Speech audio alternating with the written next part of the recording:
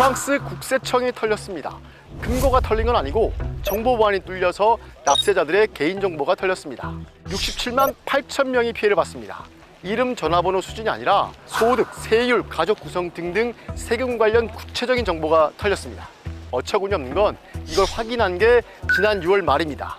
2달 전인데 이걸 사람들한테 알린 게 지난주였습니다. 그것도 국세청에서 스스로 알린 게 아니라 해킹한 범인이 나 프랑스 국세청 해킹했고 67만 8천 명 정보 빼냈고 그거 다크웹에 판매할 거다 라고 지난주에 공개하고 나서야 그러네? 우리 정보 털렸네? 라고 확인을 한 겁니다.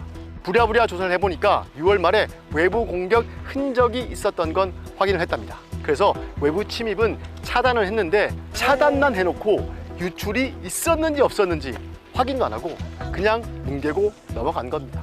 범인이 안 들키려고 한 번에 왕창 빼간 게 아니라 조금씩 빼가서 정보 유출 사실을 확인하지 못했다라는 게 국세청의 변명 중 하나입니다. 뒤늦게 발등에 불이 떨어졌는데 해커는 며칠 전에 해당 정보를 다크웹에서 이 2명한테 팔았다고 공개적으로 밝혔습니다. 돈도 수천 유로, 우리 돈 몇백만 원, 몇백만 원 정도 됩니다. 다른 수요자가 있어서 계속 접근을 하고 있다고도 말을 합니다. 국세청은 유출자 전원에게 연락을 해서 이 사실을 알리고 주의를 알리겠다라고 말을 했습니다. 하지만 행정 느리기로 소문난 프랑스가 얼마나 빨리 움직일지는 모르겠습니다.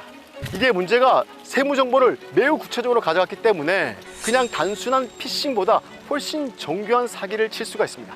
예를 들어서 당신 소득세가 얼마가 나와서 얼마 전에 얼마를 납부했어요. 그런데 이번에 얼마의 환급금이 나오게 됐습니다. 환급금을 지급받아 가세요 라고 말입니다.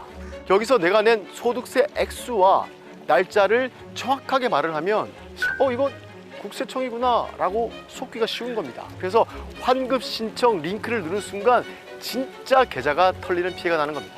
이런 식으로 얼마든지 난이도 높은 사기를 칠 가능성이 높아졌는데 우리나라 같으면 난리가 났을 겁니다. 실제로 그런 피해가 한 건이라도 났다면 국세청장이 자리를 지키기도 쉽지 않았을 겁니다. 근데 정말 어처구니가 없는 건 또 따로 있습니다. 이게 한 번이 아니라는 겁니다. 프랑스에선 요즘 정말 심심하면 걸핏하면 공공기관, 국가정부 사이트가 털립니다. 올해만 정리를 해보겠습니다. 1월 프랑스 이민청이 털렸습니다. 외국인 서류 210만 건이 유출됐습니다. 3월 프랑스 교육부가 털렸습니다. 교사 24만 3천 명의 정보가 유출됐습니다. 4월 교육부가 또 털렸습니다. 학생 350만 명의 정보가 유출됐습니다. 여기엔 성적표 720만 건도 포함이 됐습니다. 4월엔 또 앙치라고 국가 공식 증명서 발급 기관이 해킹당했습니다. 계정 1170만 개가 털렸습니다. 운전면허증, 여권, 외국인 체류증 등 각종 신분증을 포함해서 정부 인증 서류를 발급해주는 기관이 털린 겁니다. 6월엔 정부 공무원들이 사용하는 암호 메신저가 털려서 공무원 7만 3,467명의 정보가 유출됐습니다. 그리고 7월엔 교육부가 또 털렸습니다. 올해 한 3번째인데 이번엔 피해 규모도 아직 파악하지 못했습니다. 그리고 6월에 털렸지만 8월에 발표된 이번 국세청 해킹 사건이 있었습니다.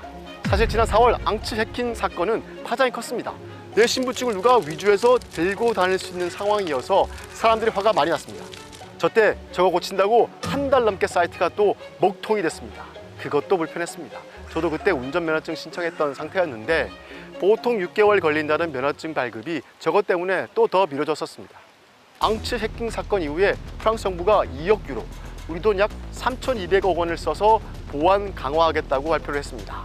그런데도 털렸던 교육부는 또 털렸고 심지어 이번에는 국세청까지 털린 겁니다. 상황이 이렇다 보니까 프랑스가 불명예 기록을 또 하나 추가하게 됐습니다. 프랑스는 해킹 피해 건수로, 좀 더 정확히 말하면 털린 계정 수로 2024년엔 세계 4위였습니다.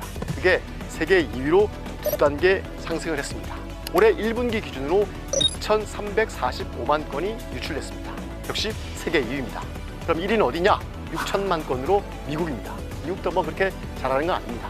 그런데 이게 미국이 프랑스보다 인구가 5배 정도 더 많아서 절대치가 높아지는 오류를 좀 보정해보면 이야기가 달라집니다. 인구 10만 명당 해킹 발생 건수로 계산을 해보면 프랑스는 35,164건, 미국은 17,637건입니다. 미국이 프랑스 절반 아래로 줄어듭니다. 압도적 2위가 프랑스가 되는 겁니다. 이미 유럽에서 발생한 해킹 사고 중에 절반이 프랑스에서 일어나고 있습니다. 해킹 사고만 놓고 보면 프랑스가 유럽 1등을 넘어서 세계 1등이 된 셈입니다. 우리는 지난해 3천만 개가 넘는 계정이 털린 역사적인 쿠팡 해킹 사건이 있기 전까지는 프랑스의 3분의 1, 2분의 1 수준 이하였고, 특히 정부나 공공기관 해킹은 훨씬 더 미미했습니다. 그럼 왜 이렇게 프랑스가 해커들의 먹잇감이 되고 있고 심심하면 털리는 허술한 창고가 돼버렸을까요? 여기선 여러 가지 분석들이 나오고 있는데 그중 가장 납득이 됐던 건 이거였습니다. 프랑스를 비롯해서 유럽이 디지털화에 뒤처져 있다는 건 널리 알려진 사실입니다. 뒤늦게 디지털화를 추진하고 있는데 정부 사이트도 마찬가지입니다. 어떤 건 우리나라보다 더 편하다 싶은 것도 있을 정도입니다. 그런데 문제는 서비스를 제공하는 앞단은 서둘러서 디지털화를 하고 있는데 그걸 지키는 뒷단은 관리가 부족했다는 겁니다. 게다가 이용하는 공무원들도 이 보안의식이 제대로 갖춰져 있지가 않아서 접속 정보 같은 게 유출되고 있다고 합니다. 그러는 사이에 손쉬운 먹잇감이 돼서 해커들이 여기저기 털고 있는 겁니다. 프랑스는 내년 출범을 목표로 국가 디지털청 같은 걸 만들려고 합니다. 기존에 보안 관련 기능들을 흩어져 있던 걸 한데 모아서 체계적으로 관리하겠다는 취지입니다. 과연 해킹 피해 세계 1등 국가라는 프랑스가 그 오명을 씻을 수 있을지 한번 지켜볼 일입니다.